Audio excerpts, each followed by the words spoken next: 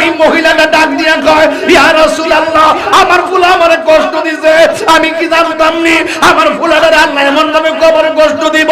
আগে যদি জানতাম আমার ফুলারে আমার আল্লাহ এমন ভাবে কবরে জ্বালাইবো, কোনদিন আমার ফুলার আমি বদদুয়া দিতাম না।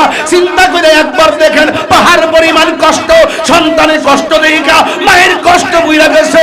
ইয়া রাসূলুল্লাহ, ইয়া হাবিবাল্লাহ, নবী গো, নবী গো, তাড়াতাড়ি আমার আল্লাহর কন্যা আমার জাদুমণির কবরটা যেন জান্নাত বানায় দেয়। আল্লাহু আকবার। আমার আল্লাহ ডাক দিয়ে কয়, ও মা, আপনি সন্তানকে মাফ করছেন নি? মাফটা করতে দেরি রে তন্তরের বাবারা। ওই মুহূর্তে আমার আল্লাহ ওই জান্নাতের গালিচা কবরের মধ্যে পাঠাইয়া দিছে। এই জন্য আমার কথা পরিষ্কার, মা বাপরে কান্দাইয়া ফিরির কাছে মুরিদ হইয়া গরু লই আইবা। মার মনে কষ্ট দিয়া বাপের কাছে কষ্ট দিয়া, মার মনে কষ্ট দিয়া বাপের মনে কষ্ট দিয়া, মা বাবার মনে কষ্ট দিয়া, মা বাবার মনে কষ্ট দিয়া, বাপের মনে কষ্ট দিয়া আপনি যদি মনে করেন পীরের কাছে মুরিদ হইয়া গরু লই আইবেন, পীরের কাছে মুরিদ হইয়া বড় মাছ আইনান আল্লাহরে পাইবেন, খবরদার খবরদার, মা বাবার মনে কষ্ট দিয়া আমার আল্লাহরে পাওয়া যাবে না। আমার চোখের পানিগুলা আমার শাড়ির আঁচল দিয়ে আমি মুচ্ছা ফলাইছি যেন মানুষ ধরতে না পারে। এখন মারে প্রশ্ন করি, মা গো, এত বড় ব্যথা পাইয়া চোখের পানি কেন মুচ্ছা ফলাইলা? এবার মা ডাক দিয়ে বলবে, তাহিরি রে, আমি কেন ব্যথা পাইয়া বলে গেছি জানোনি? একটু আগে আমার সন্তান যখন লড়ে না, আমি মনে করছি মরে গেছে, লাথি দিয়া ব্যথা দিলেও আমার পোলাটা তো জিন্দা আছে।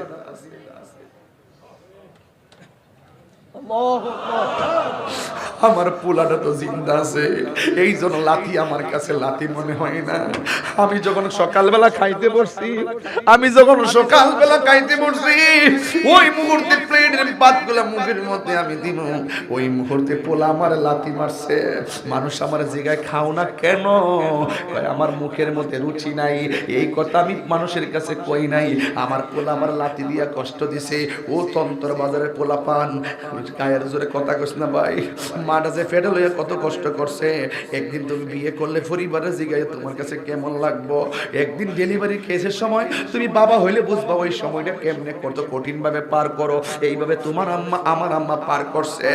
এবার নবী ডাক দিয়ে দেওয়া, ও মা, কেন তুমি হাসছো বলো?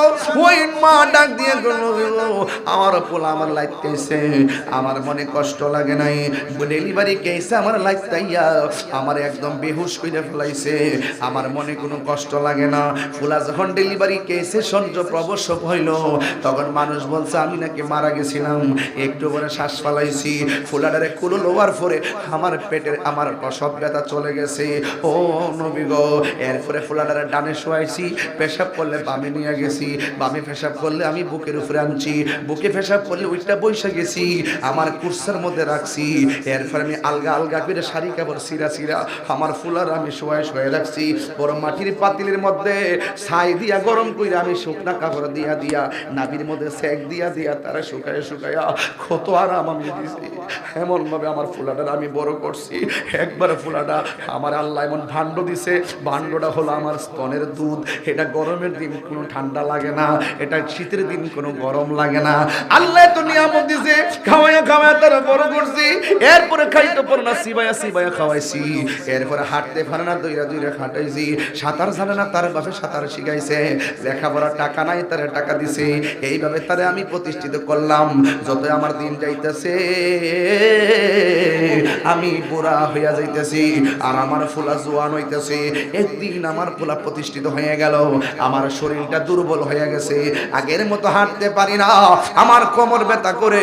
এ ফুলাফান মাঝে মাঝে মুরব্বি বইয়া রইছে, তোমার আব্বাটা ঘরের মধ্যে আছে, ঘরটা সুন্দর আছে, আমার মতো বাপটা হারাইলে বুঝবা যে এই ডাইল ধরবা সেই ডাইল ভাঙ্গা পড়বা। কিন্তু এই পৃথিবীর ভিতরে দুইটা মানুষ তোমার জন্য নিঃস্বার্থে দোয়া করে, এক নম্বর হলো মা, দুই নম্বর হলো বাবা। এক সাহাবী ডাক দিয়া কয়, ইয়া রাসূলুল্লাহ, নবী গো, আমার পৃথিবীতে অনেক বন্ধু আছে, আমার অনেক আপনজন আছে, আমি সবার চাইতে ভালো ব্যবহার করব কার সাথে? আমার নবী বলে উম্মুকা, তোমার মায়ের সঙ্গে। এরপরে জিগায় কার সঙ্গে? কয় সুম্মা উম্মুকা, তারপর তোমার মার সঙ্গে। এরপরে জিগায় তারপরে কার সাথে? কয় ফা উম্মুকা তোমার মায়ের সঙ্গে। এরপরে জিজ্ঞাসা কার সঙ্গে? ও আবাকা তোমার বাবার সঙ্গে। এরপরে জিজ্ঞাসা কার সঙ্গে? কয় ওয়া আদনাকা তোমার প্রতিবেশীর সঙ্গে। তাহলে মার কথা বলছে তিনবার। ইয়া রাসূলুল্লাহ, নবী গো, আমার সন্তান বড় হবে, আমি দুর্বল হয়ে যাব, আমি বেকার হয়ে যাব। আমার সন্তান বড় হইয়া জামা কাপড় কিনবে, আমার সন্তান চাকরি করবে, আমার সন্তান শক্তিশালী হবে। আমরা সারা জীবন সন্তানের জন্য জিনিস বিক্রি করলাম, জমিন বিক্রি করলাম, একটা স্বপ্ন দেখা আমার সন্তান প্রতিষ্ঠিত হইয়া আমাদেরকে বুড়া কালে দেখবো। আমি যেমন করে পোলারে ছুটে বেলায় কোলে পিঠে কইরা আমি মানুষ করেছি, একদিন আমার সন্তান আমাকে এমন ভাবে দেখা রাখবে হুজুর। কিন্তু সময় যত চলে গেল, কালের বিবর্তনে দেখলাম বুড়া হইতেছি, পোলা পানের কাছে কথা কইলে দাম পাই না। বুড়া হইতেছি, পোলা পানের কাছে কথা কইলে মূল্য পাই না। বুড়া হইতেছি, টাকা দেয় না, পয়সা দেয় না, কোমর ব্যথা লইয়া নামাজটা পড়তে পারি না। এরপরে আমার চিকিৎসা করে না হুজুর। এত বড় কষ্ট আমার গায়ের মধ্যে লাগাইছিলাম। একদিন আমি ফুলারে কইছি, বাবা এখন আমার একটু খবর লস না, আমি কি আগের মতো রুজি করতে পারি? আমি কি আগের মতো কথা কইতে পারি? আমি কি আগের মতো কাম করতে পারি? তুই না দিলে আমার কেডা দিব? এই ফুল আমার খবর লয় না। ও হুজুর, আমার পোলাটা, এই যে কবরে যে পোলাটা আমার কষ্ট দিতে দিতে দিতে দিতে দিতে দিতে এমন কষ্ট দিছে, এমন কষ্ট দিছে রে, দেওয়ার কারণে আমি আর সহ্য করতে পারি নাই গো নবী। আমার কষ্টের পরিমাণটা দেয়ালে পিঠ থেকে গেছে। আমি আল্লাহরে কইছি, আল্লাহ হো আল্লাহ, আমার সন্তান আমারে দেখে দাও। এত কিছু করার পরে ধৈর্য ধরছি, আর পারি না।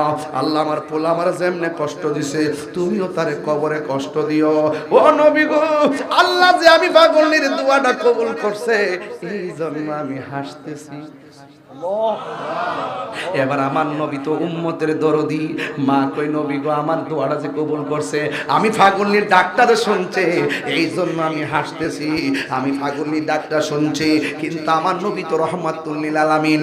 আমার নবী বলে, আল্লাহ ও তন্তর বাবা, জবানটা খুলে বলুন আল্লাহ।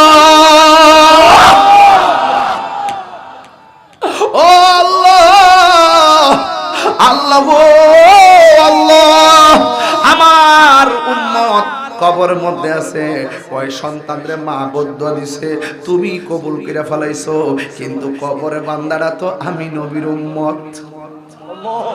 দেখছেন নি আলামতটা, ঘটনাটা কেমন ঘটে গেল। আল্লাহর হাবিব, আল্লাহ এই মহিলাটারে কবরটা আলোক কইরা দাও, একটু ফাঁক কইরা দাও, একটা নজরে কষ্টটা দেখা যাক, তাইলে বুঝবো কষ্ট কেমন জিনিস।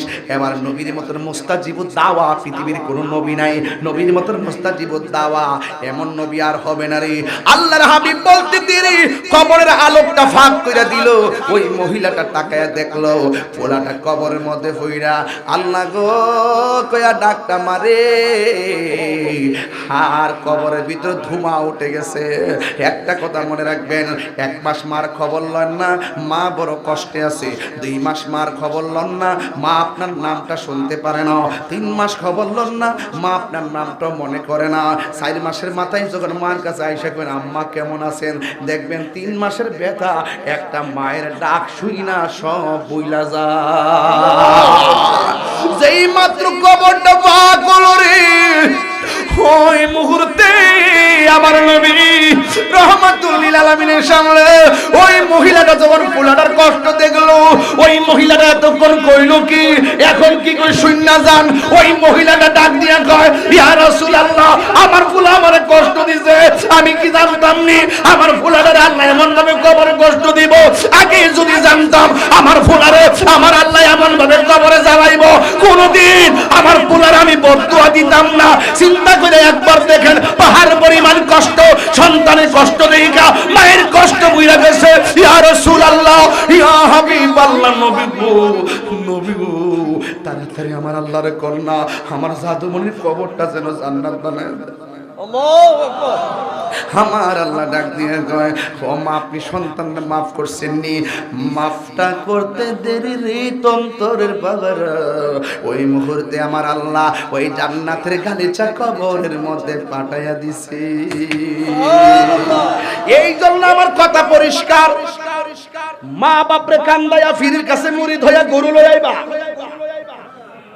মার মনে কষ্ট দিয়া বাপের কাছে কষ্ট দিয়া মার মনে কষ্ট দিয়া বাপের মনে কষ্ট দিয়া মা বাবার মনে কষ্ট দিয়া মা বাবার মনে কষ্ট দিয়া বাপের মনে কষ্ট দিয়া আপনি যদি মনে করেন পীরের কাছে মুরিদ হইয়া গরু লই আইবেন পীরের কাছে মুরিদ হইয়া বড় মাছ আইনান আল্লাহর পাইবেন খবরদার খবরদার মা বাবার মনে কষ্ট দিয়া আমার আল্লাহর পাওয়া যাবে না আমার যুবক পুরাতন ইয়াদি আছে কথাই মা বাপের কান্দায় কি কোনো ফকিরানি আছে আর জোরে বল মা বাপের কান্দায় কি কোনো ফকিরানি আছে মা বাপের কান্দায় কি কোনো জন্মের মুসল্লিগিরি আছে মা বাপের কান্দায় কি কোনো বিশ্বাসগিরি আছে এই বেচারা তো ইচ্ছা করে নিজের নামটা দিতে পারত প্রতিষ্ঠাতা নামটা দেওয়ার মানে কি আমার কিছু না আমার বাবায় ঘরাইয়া গেছে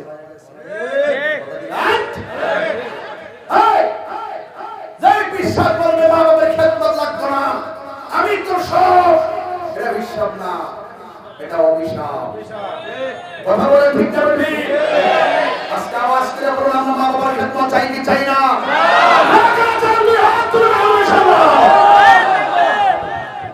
আল্লাহু আকবার বলেন আল্লাহু আকবার রাজি আছেন কিনা বলেন আমার ভাই আমার কথাই কেউ রাগ করেন না আমি যা বলি স্টেপ কথা বলি আমি যা বলি সরাসরি বলি আমি দ্বিমুখী নীতি অবলম্বন করি না বুড়া বাপটা দোকানে যায়া যায়া বসে থাকে আর নিজের মার্কেটের কেনাকাটাগুলা খুব সুন্দর করে বাপের একটা লুঙ্গি কিনে দিতে মন থাকে না আরে পৃথিবীতে এমন কিছু বাপ আছে একটা মানুষ লুঙ্গি কিনা দেন দেখবেন কাপড়টা ফলাইতো না মার সারা ভান্নে বিড়া ফইরা দোকানে যায় এমনি কাটা এমনি বইবো দোকানদার জিগাবে কি এ নতুন লুঙ্গি দি বাপে কইব আও নতুন লুঙ্গি আমার ফুতে আনছে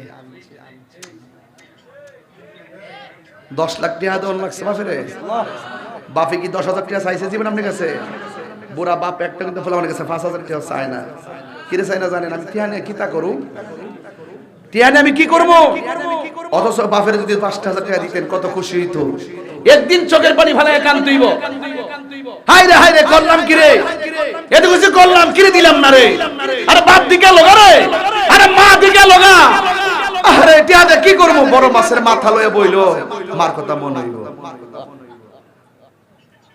কি কথা কি ঠিক আছে আল্লাহর ওয়াস্তে আমার কথা হলো ভাই আজকে ওয়াদা করেন আমরা কোনোদিন মা বাপের মনে কষ্ট দিব না মা বাপের মনে কষ্ট দিয়া যদি মক্কা মদিনা যান লাভ হইব আরে কথা কোন না কোনো লাভ হইব লাভ হবে না এই কষ্ট দেওয়া যাবে না আমার রাসূল বলতেছেন রিদা রাব্বি ফি রিদাল ওয়ালিদাইন ওয়া সাখাতুর রাব্বি ফি সাখাতিল ওয়ালিদাইন পিতামাতার সন্তুষ্টিতে আল্লাহর সন্তুষ্টি পিতামাতার অসন্তুষ্টিতে আল্লাহর অসন্তুষ্টি আপনারা আওয়াজ করে বলুন আমরা মা বাবার খেদমত আমরা চাই কি চাই না অবশ্যই চাই একটু যদি হাত লড়াই বলতেন খুশি হতাম মা কেন এত দামি জানে না সকলে বলুন মা কেন এত দামি জানে না সকলে জানতো যদি পড়তো দেখে কোরআন হাদিস ওই নয়ন পাগলা কইছে নয়ন পাগলা না রে ওই আমার একটা পাগলা আছে নয়ন তাকতেছে মোবাইলে লাইটটা জ্বালাইতে কোন না বাদ দেন দেন আমরা আজকে লাইটটা জ্বালামু আর আল্লাহর কাছে কম আল্লাহ এই লাইট যেন জ্বলতেছে মার কবর ভিতরে নূরের লাইট জ্বালাই দাও আমিন কোনটা কি লাগা আমরা দুনিয়াতে প্রেমের মাহফিলে লাইট জ্বালাইছি আর আমার আব্বা আম্মার কবরে তুমি কবরে নূরের বাতি জ্বালাই দাও আমিন কোনটা কি লাগা কি মোবাইল কি এত কম নাকি আপনার এলাকায় কি ব্যাপার এত না না না অনেক টাকার মালিক আপনারা একটা মানে মা কেন এত দামি জানে না সকলে জানতো যদি পড়তো দেখে কোরআন হাদিস খুলে একটি হজের সওয়াব মিলে একটি হজের সওয়াব মিলে একবার দেখিলে মা কেন এত দামি জানেন না সকলে বলুন মা কেন এত দামি জানেন না সকলে দুটি বছর পান করালো মায়ের বুকের দুধ কোলে পিঠে নিয়ে আমায় দিতেন কত শোক সেই মায়ের কষ্ট দিলেন সেই মায়ের কষ্ট দিলেন খুদার সটলে মা কেন এত দামি জানেন না সকলে বলল মা কেন এত দামি জানেন না সকলে ঠিক না ওই মা বাবার খেদমত আমরা চাই কারা কারা হাত তোলেন বলেন আল্লাহ আর যখন আল্লাহ আল্লাহ এই মাহফিল উসিলায় বাপ মার কবর আপনি জান্নাতের বাগান বানিয়ে দেন আল্লাহ এই মাহফিল উসিলায় আপনি আমার বাপ মার কবরে নূরের বাতি জ্বালায় দেন একটু হাত লাড়া আল্লাহর কাছে বলেন আল্লাহু আকবার হাত নামান সত্যি করে বলুন আমি যে এতক্ষণ পরে 2 ঘন্টার উপরে কথা বললাম আপনারা বলুন আমি কি কোনো দলিলের বাইরে কথা বলছি এক কথা আসতে হইলো কেন দলিলের বাইরে কথা বলছি এবং একটা কথা কি বিনা প্রয়োজনে বলছি সব প্রয়োজনে বলছি এইজন্য অনুরোধ করে বলবো আল্লাহর ইবাদত জোরে কোন কার ইবাদত আল্লাহর ইবাদত নবীর মহব্বত আউলিয়া কেরামের সুহবত মা বাবার খেদমত আমরা চাই কি চাই না আরো বড় করে চাই কি চাই না তবে আমার মা বোনরা যেহেতু আছে একটা কথা কইয়া যায় মা গো নামাজ যেমন ফরজ পর্দাও তেমন ফরজ দায়ুস কখনো জান্নাতে যাবে আপনি নিজেকে সংযত রাখবেন খবরদার আল্লাহ বলছেন নীতি নৈতিকতা চরিত্রকে ঠিক রাখো চোখকে ঠিক রাখো আল্লাহ যেন আমাদের সবাইকে কোরআন সুন্নাহ মোতাবেক নিজের জীবনকে গঠন করা তৌফিক দান করে আমিন আমি আপনাদেরকে নিয়ে একটু জিকির করতে চাই রাজি আছেননি সবাই ইনশাআল্লাহ কারা কারা রাজি আছেন হাত তুলে দেখা ইনশাআল্লাহ সবাই আছেন তো আছেন তো তাইলে আগে একটা গজল গামো গজলের পরে ইনশাআল্লাহ জিকির গামো তুমি মেহের বান গো নবীজি তুমি মেহের হান ও নবীজি তুমি মেহেরবান তুমি মেহেরবান গো নবীজি তুমি মেহেরবান ও নবীজি তুমি মেহেরবান নয়নে একবার দেখিলে নয়নে একবার দেখিলে চুরাইতাম পরাণ ও নবীজি তুমি মেহেরবান তুমি মেহের জি তুমি মেহেরবান ও নবীজি তুমি মেহেরবান কত কষ্ট করলেন নবীজি উহুদের ময়দান দন্ত মুবারক শহীদ করলো দন্ত মুবারক শহীদ করলো কাফের মান ও নবীজি তুমি মেহেরবান তুমি মেহেরবান গো নবীজি তুমি মেহেরবান ও নবীজি তুমি মেহেরবান